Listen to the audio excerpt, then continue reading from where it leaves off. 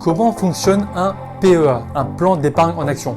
Beaucoup de personnes me posent la question de savoir, voilà, j'ai envie d'investir en bourse, quel type de compte est-ce qu'il faut? Est-ce que je privilégie? Est-ce qu'il faut plutôt un compte titre? Est-ce qu'il faut un PEA? Est-ce qu'il faut même une assurance vie? Qu'est-ce que c'est exactement? Voilà, et on pose plus particulièrement la question de savoir ce qu'est le PEA. Et donc je trouvais ça important de revenir sur ce sujet. Donc toi déjà, est-ce que tu sais ce qu'est un PEA et comment ça fonctionne? Est-ce que déjà tu en as un? Alors si tu n'en as pas encore et si tu ne sais pas ce que c'est, ne t'inquiète pas, tu n'es pas seul et je suis là pour répondre à cette question. Donc je vais t'aider, ne t'inquiète pas, à la fin de cette vidéo, tu seras un expert du PEA. Donc tout d'abord, il faut savoir que le PEA, il y a deux poches, il y a deux compartiments à l'intérieur de l'enveloppe du PEA. Sur le premier compartiment, il y a la poche espèces, donc c'est le solde espèces, c'est du cash. Et sur l'autre poche, c'est les actions que tu vas acheter.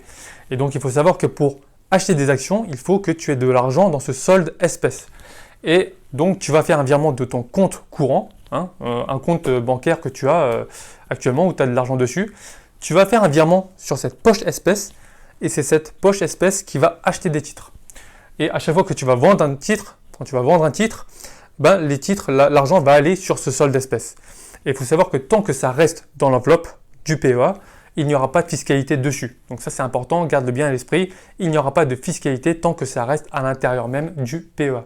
Donc le PEA c'est un produit qui a été créé en 1992 pour justement favoriser tous les Français à investir plus massivement dans les actions, dans la bourse. Pourquoi? Parce que toutes les liquidités, et c'est encore je pense le cas aujourd'hui, toutes les liquidités sont sur les livrets bancaires classiques. Livret A, LDD, PEL, CEL et tout ce qui s'ensuit.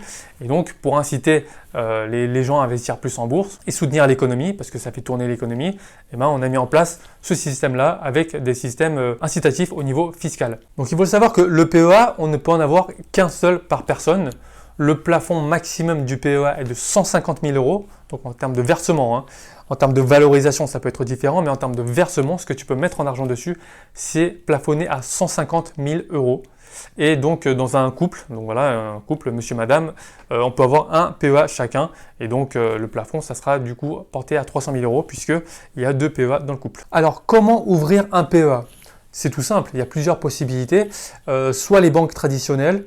Tu peux aller dans les banques traditionnelles, les banques physiques que tu vois qui ont pignon sur rue. Soit tu vas chez les courtiers en ligne et tu ouvres un compte PEA chez un courtier en ligne. Attention, tous les courtiers en ligne ne le proposent pas. Donc renseigne-toi bien avant pour savoir si l'établissement dans lequel tu souhaites ouvrir le PEA le propose. Si c'est le cas, tu as également cette possibilité. Je t'invite d'ailleurs à aller voir la vidéo que j'ai fait à ce sujet. Je te mettrai un lien pour que tu ailles directement visionner la vidéo en question qui t'explique pourquoi c'est mieux d'ouvrir chez tel ou tel établissement. Je t'explique tout ça dans la vidéo, donc va voir, ça sera top. Alors pourquoi ouvrir un PEA? Tout d'abord parce que c'est facilement transférable. Aujourd'hui, tu ouvres un PEA dans un établissement, tu es plus content de cet établissement bancaire ou ce courtier en question et tu veux changer d'établissement, tu peux le transférer d'un établissement à un autre super facilement. Il faut savoir par contre que lors du transfert, généralement, la banque de laquelle tu pars va te facturer des frais. Donc voilà, renseigne-toi bien pour savoir de quel ordre ça se situe. Très généralement, l'établissement qui va récupérer ton PEA va prendre en charge ses frais. C'est pas tout le temps le cas, mais c'est possible. Donc du coup, renseigne-toi par rapport à ça. En tout cas, sache que c'est facilement transférable. Autre point pour lequel il est utile d'ouvrir un PEA, c'est qu'il n'y a pas besoin de capital minimum. Voilà, on ne te dit pas pour le dépôt initial minimum pour l'ouverture d'un PEA, c'est 1 000 €. Non, on ne te dit pas ça. Donc du coup, tu as toute liberté de mettre le capital que tu veux. Certains établissements bancaires vont t'imposer peut-être 15 €, 20 €. Ça dépend, mais en tout cas, au niveau de la réglementation, on ne t'oblige pas un dépôt initial minimum pour l'ouverture d'un PEA. Et le dernier point en fait, qui est vraiment le point le plus important concernant le PEA, concernant l'intérêt du PEA, c'est la fiscalité dont on va parler tout de suite. Donc déjà, comme je te l'ai confirmé en ce début de vidéo, tant que ça reste dans l'enveloppe du PEA, tu n'auras pas de fiscalité. Tant que tu ne retires pas l'argent de l'enveloppe du PEA, il y aura 0 en termes de fiscalité. Et il faut savoir que la fiscalité est souvent changeante. Tu le sais très bien, je t'apprends rien. En France, la fiscalité change très souvent. Donc, il y avait une ancienne fiscalité qui était appliquée pour les anciens PEA et une nouvelle fiscalité qui est appliquée depuis la loi Pacte de mai 2019. Donc, il y a certaines choses qui ont changé et donc, je vais t'expliquer ça, tu vas tout comprendre. Ça va être simple, je vais essayer de faire simple. Avant, Donc quand je dis avant, c'est même avant qu'il y ait le prélèvement forfaitaire unique, le PFU. Mais tu vas voir, je vais faire simple.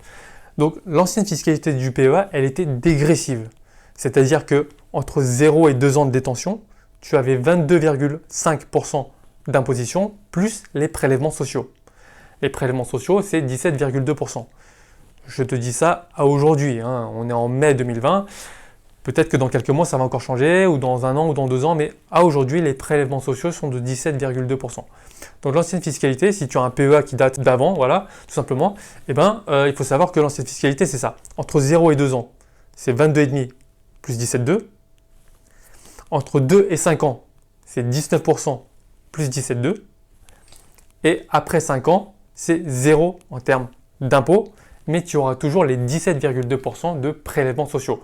J'essaierai de te mettre un tableau quelque part pour que tu puisses le visualiser. C'est plus simple de le voir, donc ça sera, je pense, plus simple pour toi. En ce qui concerne la nouvelle fiscalité, c'est beaucoup plus simple puisque c'est le prélèvement forfaitaire unique, c'est 30%. Voilà. Au lieu d'appliquer les taux de 22,5 plus 17,2, 19 plus 17,2, ça sera juste 30%. Les 30%, c'est 12,8% d'imposition plus 17,2% de prélèvements sociaux. Donc ça fait 30%. Peu importe la durée du contrat, c'est 30%. À partir de 5 ans, tout comme anciennement, en ancienne fiscalité, tu seras exonéré d'imposition, donc il y aura 0 d'imposition. Tu seras toujours par contre redevable des prélèvements sociaux de 17,2%. Et oui, on n'y échappe pas de ces 17,2, on n'y échappe pas. Et en plus, d'année en année, ça va tendre à augmenter. Donc, c'est pas top quoi. Mais bon, c'est comme ça. Tout à l'heure, je t'ai parlé de la loi Pacte de mai 2019. Pourquoi je te parle de cette loi? C'est parce qu'elle est encore venue assouplir davantage le fonctionnement du PEA. Avant, à partir du moment où tu faisais un retrait, donc après 8 ans par exemple, donc après 8 ans, tu avais le droit de retirer de l'argent du PEA. Si tu retirais avant 8 ans, ton PEA il est clos, hein, il est clos. Donc avant, si tu retirais l'argent du PEA après 8 ans, tu n'avais plus le droit d'en reverser. Ah, ça c'est dommage, hein. Du coup, tu ne pouvais plus que retirer. Voilà, tu ne pouvais plus réalimenter le PEA, c'était terminé pour toi. Il fallait clôturer et en réouvrir un nouveau. Mais maintenant, avec cette loi Pacte, qui a rendu vraiment beaucoup plus flexible le PEA, à partir de 5 ans, tu as le droit de retirer, donc sans aucune fiscalité, à part les prélèvements sociaux, et tu as également le droit de remettre de l'argent dessus. Ah, c'est vraiment pas mal. Donc là, ça prend vraiment tout son sens. Tu retires de l'argent, tu peux remettre, tu peux retirer, tu peux remettre. Donc ça, c'est vraiment un gros plus et ça vient mettre encore un point supplémentaire pour le PEA. Donc vraiment, si tu n'en as pas, vraiment, je te le conseille, ouvre-en un dès que tu peux. Alors, dans le PEA, dans quel titre est-ce que tu peux investir? Tu peux investir dans des sociétés européennes, donc c'est avant tout dédié au marché européen. Donc tu peux investir dans des sociétés dont le siège se situe dans l'Union européenne, ou dans un État membre de l'espace économique européen. Donc ça, c'est des titres, c'est cantonné au marché européen. Il y a des petites astuces qui te permettent d'investir dans d'autres zones géographiques, mais ce n'est pas par le biais d'actions en direct, c'est par le biais d'OPCVM, donc des fonds communs de placement ou des SICAV. Si tu ne sais pas ce que c'est, dis-moi dans les commentaires, je te ferai une vidéo par rapport à ça, et ça sera beaucoup plus clair pour toi. Donc ça, c'est la possibilité pour te permettre d'investir sur d'autres marchés et inclure des marchés hors Europe dans ton PEA. Si vraiment tu as apprécié la petite astuce, s'il te plaît, mets-moi un gros like à la vidéo, ça me plairait beaucoup. Alors par contre, il faut savoir que dans le PEA, on ne peut pas y loger des obligations, on ne peut pas y loger d'autres produits que des actions. C'est vraiment lié aux actions. Par contre, on peut également y loger des ETF et donc ça c'est vraiment pas mal. Donc ça, faut le savoir, on peut y loger des ETF qui répliquent la performance, encore une fois, d'autres indices. Donc dis-moi dans les commentaires, encore une fois, si tu sais ce que c'est ou pas. Alors pour finir avec le PEA, je voulais parler des droits de garde. Ça dépend des établissements, mais il y a des établissements, notamment plutôt bancaires, physiques, qui vont te prendre des droits de garde assez importants.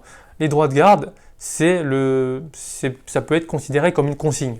Voilà. Tu stockes tes affaires dans un entrepôt, dans un espace, on te garde pour toi, on les conserve et on les sécurise pour toi, et en contrepartie, tu vas payer en fait pour que cette personne puisse conserver tes affaires. Et bien là, c'est pareil pour le PEA. Tu vas avoir des titres, et la société en question va te facturer des frais pour conserver ces titres. Ce sont les droits de garde. Il y a certains courtiers en ligne qui facturent 0 de droits de garde. Je t'encourage donc à bien te renseigner là-dessus avant de faire ton choix. Voilà, maintenant j'espère que c'est beaucoup plus clair pour toi. Tu sais exactement ce qu'est un PEA, quelle est l'utilité du PEA. Dis-moi dans les commentaires ce que tu penses de ce produit, si tu en avais déjà un ou pas. Mets-moi un gros pouce à la vidéo et surtout, abonne-toi parce que je vais publier d'autres vidéos encore plus qualitatives. Donc du coup, si tu ne veux pas rater, abonne-toi, c'est important. Quant à moi, je te dis à la prochaine vidéo. Ciao.